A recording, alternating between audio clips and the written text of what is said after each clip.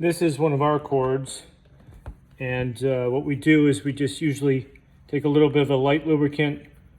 You could use baby oil, liquid soap, anything really, and you want to push it on as much as you can by hand, kind of at an angle, and then I just use a hammer and tap it on.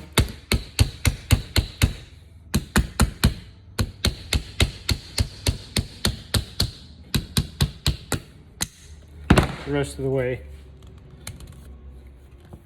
And that's our cord, which is a little harder than some of the other ones. Like this is a Marinco end, and again the same thing. Move it up a little bit. Sometimes with the Marinco ones, depending on when they were built, you could push them all the way on by hand, or you have to do the same thing. You just tap them on the rest of the way.